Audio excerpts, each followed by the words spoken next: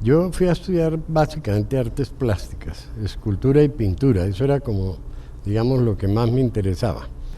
Y encontré algo que se llamaba más o menos en esa época artes aplicadas, que yo podría decir que era como el comienzo del diseño industrial o de artes aplicadas que se empezaba a dictar en los Estados Unidos.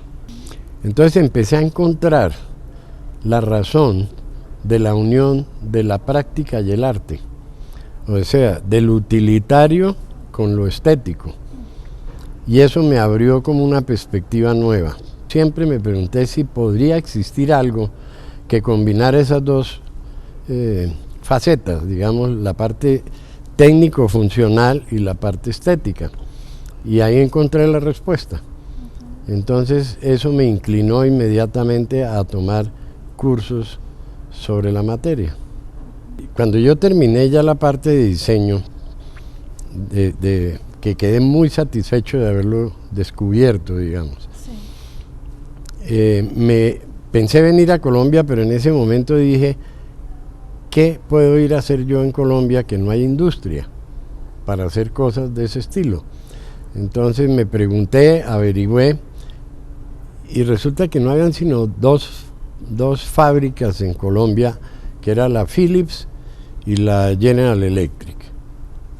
Y eran fábricas que traían los moldes obsoletos, digamos, de los Estados Unidos, de los objetos que ya no tenían uso allá, y venían y los fabricaban aquí, para sacarle un poco más de jugo a los moldes. Sí.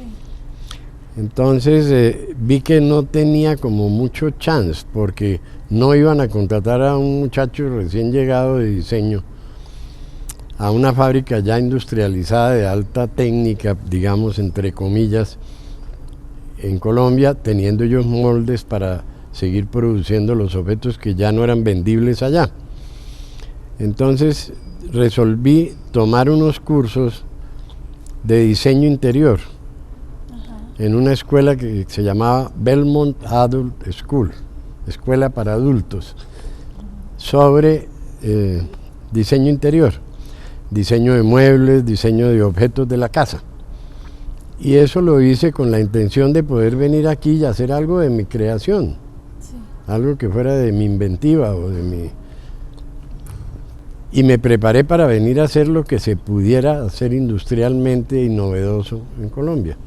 No tenía idea de qué era diseño industrial, o sea, había muy poca gente que había viajado, que había tomado cursos afuera, que había leído y que se había informado, pero realmente como una carrera disciplinaria, etcétera, no había ninguna facultad. Siempre estuve tratando de incentivar a las universidades a que abrieran los cursos. Después vino, creo que a la Tadeo, un señor Vinaquia. Parece que él logró interesar a la Universidad Tadeo para que empezaran a pensar en los cursos de diseño industrial. Después se interesaron en la Javeriana. Entonces, con Rómulo Polo hicimos unos estudios y él fue como el promotor en la Javeriana, después en los Andes. Después se estableció un comité de divulgación del diseño y a través de Proespor se hizo un comité para impulsar las artes, el diseño industrial como academia y como industria.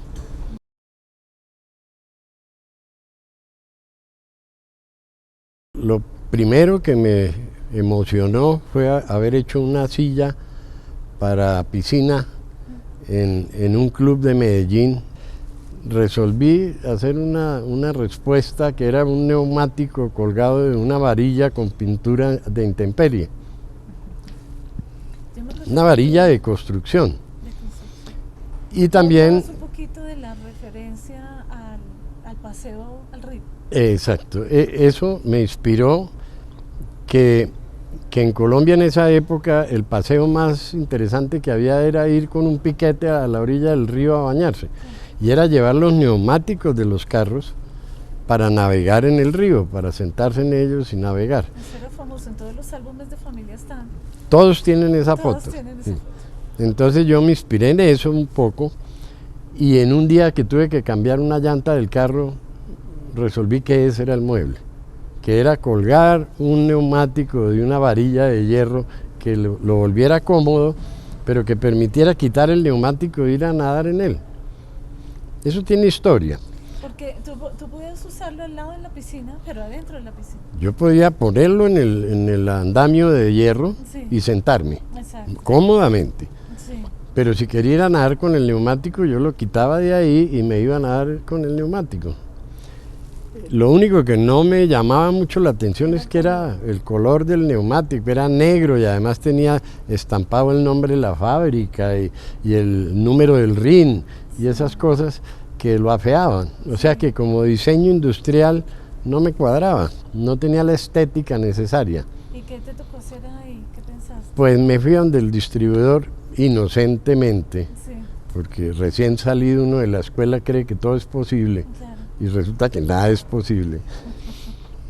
Y me di mi primer golpe Contra la realidad. contra la realidad. Le dije al distribuidor, en esa época no habían fábricas de neumáticos, aquí tampoco. Sí.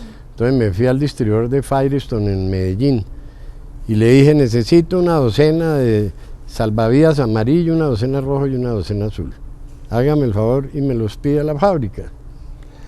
El tipo se rió, no tenía más alternativa y me miró con Compasión. compasión. Dijo, este pobre muchacho está medio chiflado. Entonces me dijo, no, eso es imposible. Le dije, hágame un favor, ¿por qué no hace el intento? ¿Qué pierde con eso? Lo molesté tanto que me dijo, bueno, entonces hágame un dibujito de qué es lo que quiere hacer usted con eso y yo lo mando. Entonces me fui y hice Para un... él debió ser una cosa tan rara. Sí, no, pues, un tipo loco, Loco, sí. buscando un neumático para hacer una silla de piscinas. Además, Está eso loco. era costosísimo para Firestone. No, pues eso no se podía hacer. No se podía. Entre comillas, no se debería haber hecho. Claro que no, porque era una pérdida para ellos. De tiempo y de esfuerzo y además yo no sabía que pintar el caucho es dificilísimo y en esa época menos. No habían materiales para colorarlo. O sea, se volvía rucio, ¿no? Hablar de rojo, amarillo y No, azul eso era imposible. eran unos Pero yo costos. era iluso, ¿no? Claro. En ese momento. Entonces le hice un dibujo con toda la gente bañándose como en el río, en los neumáticos de colores, pero de colores muy vivos, muy lindos, ¿no? Eran magenta, La idea era maravillosa. sí, magenta, amarillo y azul. Sí. Y además era la bandera colombiana, pues muy patriota, muy todas esas cosas de principiante. Claro. Y mandé la cartica con el dibujo y unos recortes de una revista de los colorcitos que quería. No había Pantone para mandar las muestras formuladas. Entonces mandé la carta. Y pasaba el tiempo y yo llamaba a este señor y me decía, no, eso no han dicho nada. Cuando un día me llama y me dice, aquí le llegó una caja. Y voy yo al almacén y encuentro una caja con 36 neumáticos de colores bellísimos. Ay, qué bonito. Y una carta linda que decía, mire, eso no lo vuelva a hacer en su vida porque eso nos puso aquí en unos enredos la cosa más Me horrible. imagino que debía ser. Pero nos llamó muchísimo la atención que una persona se haya puesto a pensar que un neumático de carro sirve para otra cosa.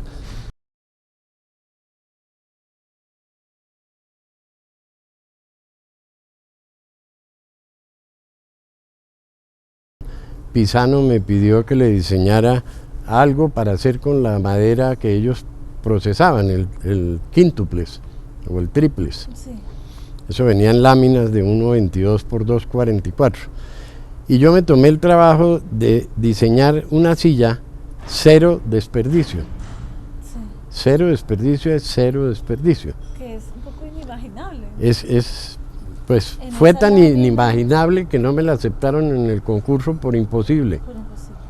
Entonces Tú presentaste eso. yo ese presenté diseño. esa silla desarmada y apilada en un paquete de 1.20 por 1.20 por 1.20 de alto.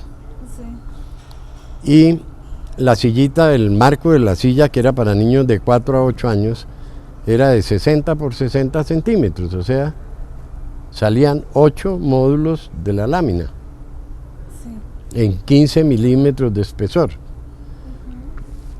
O sea que físicamente era posible, pero intelectualmente era imposible, ¿no?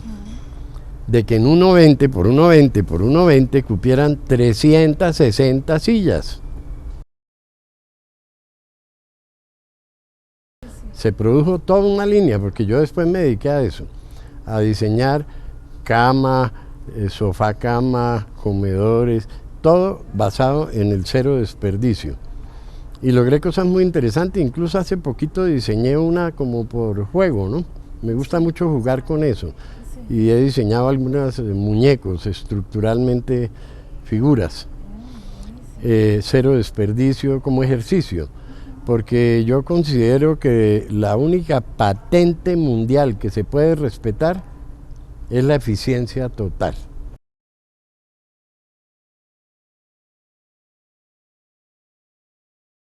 Philips hizo un pequeño concurso en Colombia, ya, pues eso sí hace poco, hace relativamente poco. O sea, Yo ¿hace diría que cuánto? unos 28 o 30 años, si no estoy mal. Exacto. Ajá. Pidieron que se diseñara una torre lavadora secadora. La ponía patas arriba encima de la lavadora con una especie de comodín, o sea, un mueble que me separara las dos máquinas y me las hiciera funcionar. Yo veía que se podía y la hice. Y salió muchísimo más barato que la suma de las dos. Ellos incluso mandaron la propuesta mía a Holanda para que les hicieran las observaciones del caso, porque yo puse el motor al revés, patas arriba, ¿no?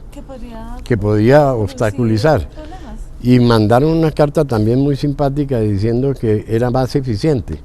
Primero porque el aire caliente salía por arriba, Wow. ¿no? Buenísimo. Entonces no había el esfuerzo de subirlo, ¿sí? Sí. Había más eficiencia en el secado y no vibraba.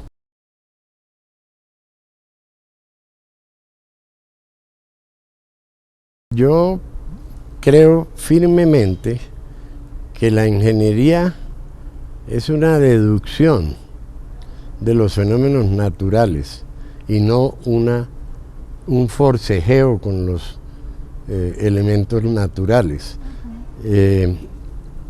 Yo quise en una época hacer unos estudios para formar como una especie de cátedra sobre un tema que me parece interesantísimo, que se llama la mecánica de la forma, o que yo la llamé así.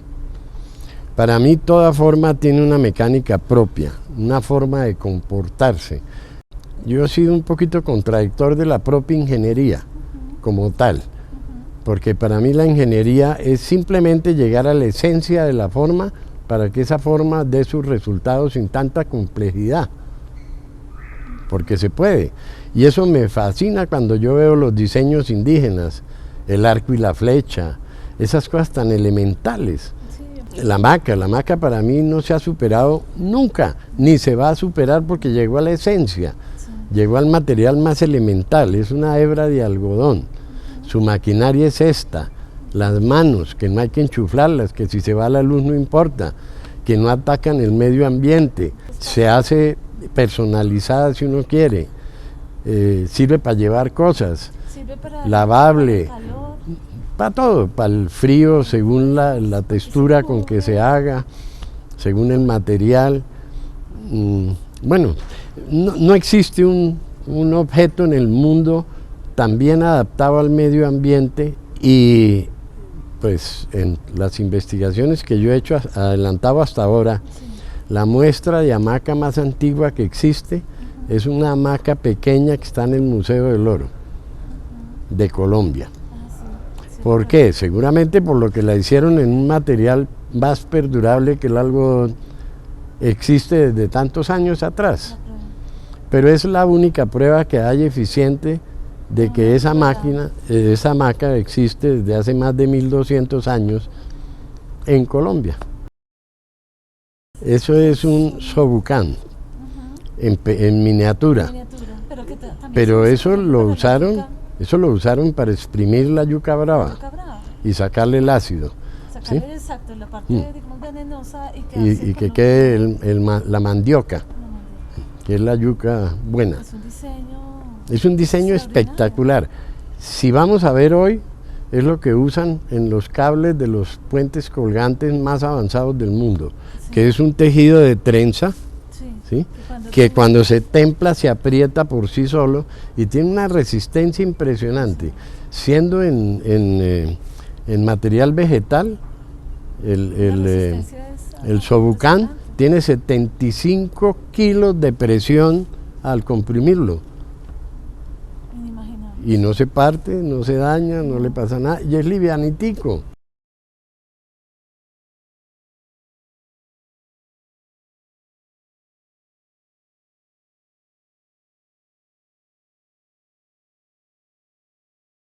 Cuando hice la cabina telefónica para la Avenida del Papa, Sí, que fue también hace varios años, sí, sí. fue un objeto demasiado, que rompió demasiado las costumbres de Colombia. Uno tenía que ir a la tienda a pagar 5 centavos para que le prestaran el teléfono.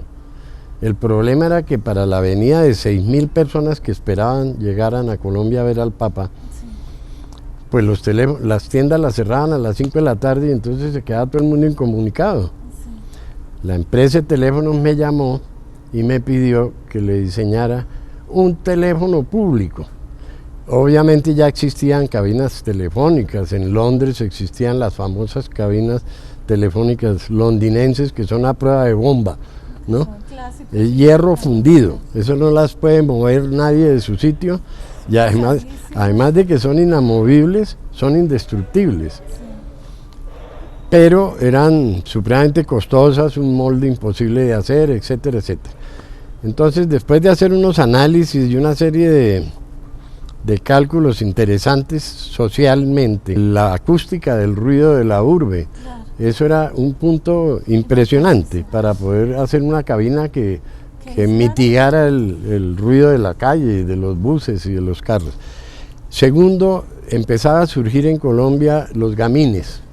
Se diseñó la burbuja, una burbuja plástica que también fue muy difícil. Tuve que ir a Medellín a que me la hicieran en acrílico, soplado, digamos, en burbuja. Por eso la llamábamos la burbuja. Y tenía que diseñar 2 tipos de cabinas para el mismo uso en distintas circunstancias. Sí. Una era en la pared, media esfera puesta en la pared. Y otros que eran pareja. Y otra que se ponían las 2 medias esferas y formaban una burbuja, Sí. que eran un poste para poner en las esquinas, donde no había pared. Claro. Cuando eso, la empresa de teléfonos de Chapinero quedaba en la 13 con 58, 57. perdón, Sí. entre 57 y 58. Ya viendo el éxito de eso, me encargaron diseñar el cuarto del peregrino. ¿Cuál es el cuarto del peregrino? Ese sí no. 600 habitaciones en una caja de cartón que cupieran el baúl del carro, Buah. porque no habían hoteles. Con la mismo motivo, en la avenida. La avenida del Papa, Por eso la palabra peregrino. se necesitaban 6.000 habitaciones, se llamaba el cuarto del peregrino, que era la gente que venía de Bucaramanga, Medellín, Cali, a Bogotá a ver al Papa, y no habían hoteles suficientes. Entonces el programa del gobierno era hacer 6.000 cuartos del peregrino que fueran bien económicos, que cupieran en una caja de 75 por 75 por 15. Incluía cama, colchón, almohada, mesa de noche y silla El kit alcohol. plegable. El kit del peregrino se llamaba. Impresionante. Y se hicieron 6.000 y se vendieron los 6.000. En las casas, la gente iba y compraba el cuarto del peregrino y hospedaba a un peregrino en su casa y le pagaban. Valía, para que te mueras de risa, 750 pesos el kit. No te puedo creer. Todo, con su caja de cartón y todo.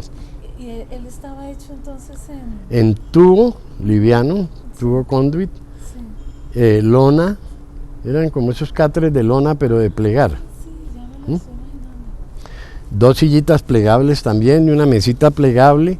Fue la primera vez que se usó un material que era coralite o algo así, no me acuerdo el nombre exactamente, que lo desarrollaron para hacer el cuarto del peregrino, que era como una fórmica de baja presión.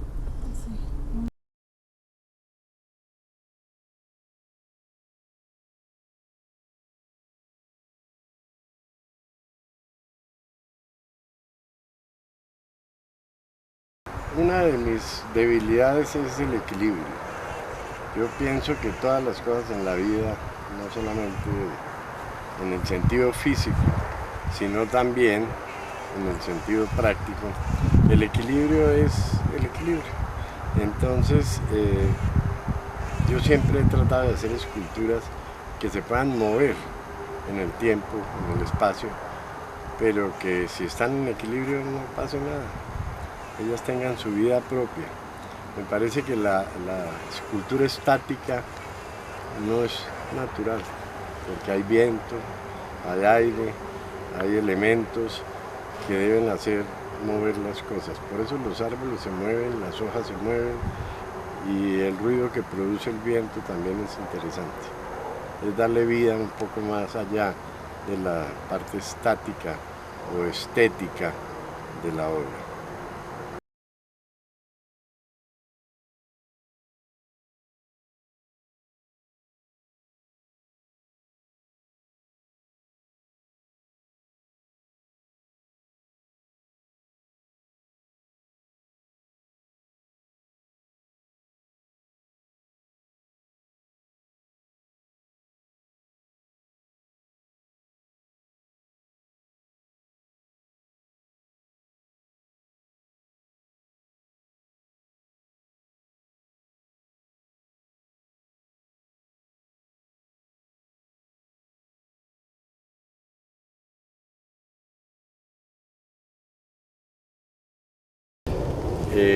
Bueno, hay varios premios que me han dado una inmensa satisfacción. El frasco de café liofilizado para la Federación de Cafeteros, que me gané la medalla de oro como el mejor envase del año en el mundo. Eso fue en Leipzig, Alemania. No conozco el premio, no lo he visto físicamente, pero sé que me lo gané. En Medellín me premiaron con un conjunto que se podría volver sala, comedor o alcoba, en el mismo espacio y con los mismos elementos. Eso les llamó mucho la atención. Fue la época en que se hablaba del hipismo. ¿Y del nomadismo? Nómadas, sí. Entonces la idea mía era llegar a poder usar solamente un espacio y convertirlo en la necesidad según el momento, o comedor, o sala, o alcoba. Simplemente transformando los mismos elementos. Que eran módulos. Eran módulos que se ponían en una disposición u otra según la función.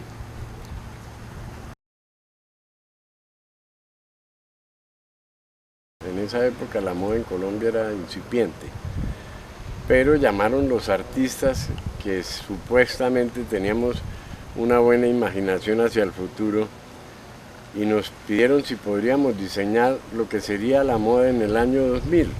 Esto fue casi 50 años antes, ¿no?